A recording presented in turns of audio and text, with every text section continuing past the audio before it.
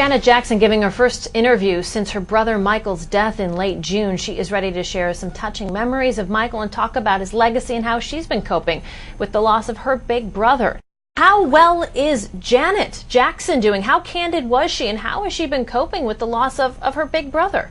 She's doing, she's doing as well as I think anybody could be, considering the situation. She's been throwing herself back into her work, and when she learned that Michael had died, she actually was filming her new film in Atlanta, and she returned to the set after the memorial. So, she's got an album going on, and she's always said that work is a real tonic for her. So that's what she's really plunging into right now. So truly throwing herself into her work, but Yeah. of course she took an immediate break from her work in order to attend all the services that were scheduled in Los Angeles. We have pictures, we have video from the services, which millions of people watched. Right. Did she talk to you about how difficult that experience was for her, being there with her family and dealing with this shocking death? Yeah, one of the most interesting things she said, and I wasn't recorded that much, but Janet and her sisters went to talk to the fans afterwards, and Janet personally, she doesn't like to talk much, but she got a huge round of applause when she went up to the microphone, and she doesn't remember it. She doesn't remember that happening at all. I mean, I think it was such a blur to her, but one thing she obviously does remember very, very clearly and really impacted her was how beautifully Paris spoke about her father Michael, and Janet said she was so proud of Paris at that moment. Ever since I was born, Daddy has been the best father you could ever imagine. And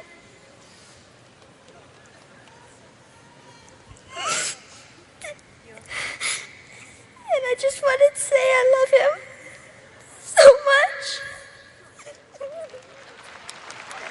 Laura, for so many, that was the most touching moment of that service. What did Janet say about Paris and the kids and how their life has changed?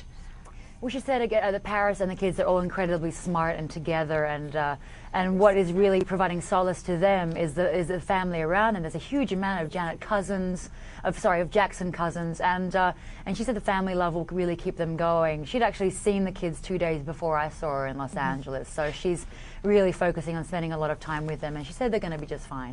There has been overwhelming media coverage of Michael Jackson's passing, of the subsequent investigation. Janet hasn't watched any of it? No, she said, you can't, it's bad. It was bad for her to watch this television, all this craziness, all this speculation. And she said, we forget, this is a family member, this is a human being. Imagine if any of us lost our brother and had to put up with watching that every single day. And she said something that I thought was incredibly poignant. She said, not everybody is stone. Sometimes, some way, something's going to affect you that you see on the television. So she kind of made what I think might be a wise choice to shut herself off from it for a while. Shutting herself off of it, still remembering what is so dear to her about her brother. What were some of the nuggets, the personal memories she shared with you? The provenance of the white glove, there's obviously been speculated about in myriad ways, but Janet told me that was actually their brother Jackie's idea. One day round at home, he said, Mike, as Janet calls Michael, you should just wear one white glove, and then Michael added sparkles, and I guess the rest, as they say, is history.